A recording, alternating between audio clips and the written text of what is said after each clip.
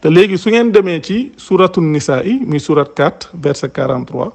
yàlla day wax ne yaa ayyuha alladina amanu la si ngeen doog a xam sax wa yasuddakum an zikrillahi wa anis salaati si ngeen doog a xam dëgg-dëgg wax ji yàlla di wax ne yaa ayyuha alladina amanu laa taqrabu salata wa antum sukaara soo demee ci suratu naxli wax ne wa min thamarati naqili wal a'nabi tattaxizuuna minhu sakaran wa rizqan xasanan nga xam ne comme li ñuy wax sëng xam nga dañ koy jëlee ci palmier yi soo demee tamit maanaam comme ñoom seen palmier dattier yi comme li ñuy wax garabu tàndarma it loolu it da ngay gis ne ñoom it dañ ca daan defar loolu loo xam ne sàngara ca boppam yàlla nag mu wax leen ne leen yéen ñi gëm bu leen jege julli te fekk ngeen màndi mooy su boobaa day ñëw comme li Badou Ndong di wax ne maa su boobaa mën naa caa consommer tuuti rek pour ne maanaam loo xam ne du ma màndal nangam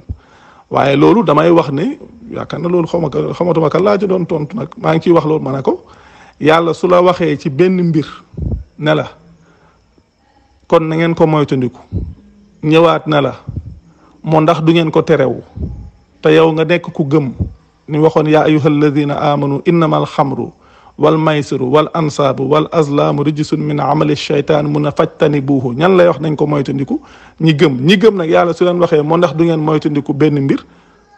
wala ay mbir ñoom kat war nañoo moytandiku loola ndax xam nañ ne yàlla li gën ci ñoom moom la leen di digal li bon ci ñoom la leen di tere mooy leen kon ndax du ngeen ko terewu waaye nag mënuñ tudd comme baatu xaraam comme ni ñu koy waxee xam nga yàlla day wax ne nangam gii dafa xaraam nangam dafa xaraam nangam dafa xaraam yàlla tamit ñëwaat ne leen seytaane li mu namm tàbbal ko ci yéen di ko jaaree ci loola tàbbal ko seen diggante di ko jaaree ci ñaar yii mooy ak nooneel ak mbañeel ak di leen gàllankoor ci fàttaliku yàlla ak julli mooy ndax kon du ngeen ko terew soo demee fay nag su surat 4 verset 43 moom mu wax ne yéen ñi gëm bu leen jege julli te fekk ngeen màndi ndax lan moo wax ne xatta taalamu maa taxawluun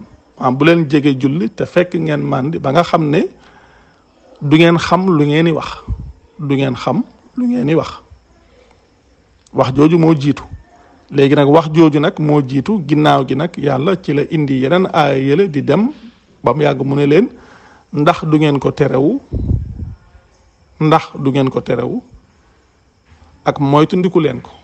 yàlla nag benn mbir su ne moytundiku leen ko ak ndax du ngeen ko terewu léegi nag ki gëm te xam